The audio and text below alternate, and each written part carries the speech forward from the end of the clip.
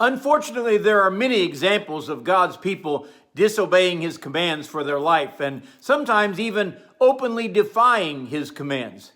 Good morning, I'm Pastor Ernie Lewis of the Blue Point Church in Sisney, Illinois, with your thoughts for Tuesday. You know, the story of King Saul is a sad tale, for God chose him as a young man from the tribe of Benjamin to be the first king of Israel under Samuel the prophet's leadership. He led his people well as their king, but the power went to his head, and he began to make decisions against God's will and openly defied his commands against the Amalekites.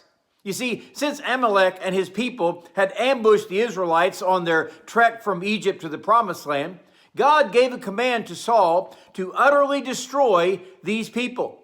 He said, "Do not spare man or woman or oxen or sheep, even camels and donkeys." Yet when Saul overcame them in battle, he chose to save their king as a sacrifice. He chose the best of their sheep and of their oxen. And although he blamed the people for this decision to spare them, he ultimately was their leader, and he was the one who was following the orders of God. So God told Samuel in 1 Samuel chapter 15 and verse 10, "Now the word of the Lord came to Samuel, saying, I greatly regret that I have set up Saul as king, for he has turned back from following me and has not performed my commandments." It greatly grieved Samuel to hear this from the Lord. So he came to face the king with God's news. He asked if they had followed God's command, and Saul answers, "Yes, we performed his commandments." So Saul asked him then, "Why do I hear the bleating of the sheep and the lowing of the oxen behind you?" Well, Saul's excuse, and it is just an excuse. His excuse is that the people wanted to keep the best of the flocks in order to sacrifice to God. Samuel's answer to him in 1 Samuel chapter 15 was, "Has the Lord as great a delight in burnt offerings and sacrifices as in obeying the voice of the Lord?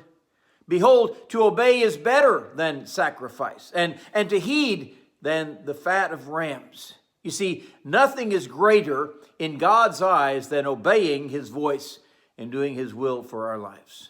Saul says he has sinned because he feared the people and he obeyed their voice. Why would anyone, including us, by the way, fear other people more than we fear God? I actually heard a young high school student say just recently that she witnesses of God's goodness despite the ridicule that she might face from her peers and her classmates. And the reason is because she fears God's judgment so much more than the judgment of others around her that is so temporary and fleeting in this world.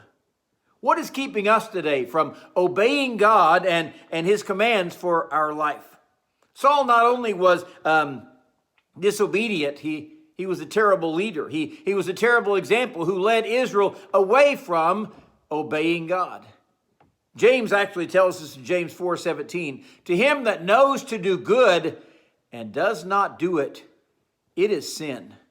And sometimes I don't think we recognize that, how important it is that we obey God and his word. It might just be neglecting to do something. You know, disobedience may not be defiance against God's commands, but we don't do what God has called us to. It is still disobedience, and it is still sin.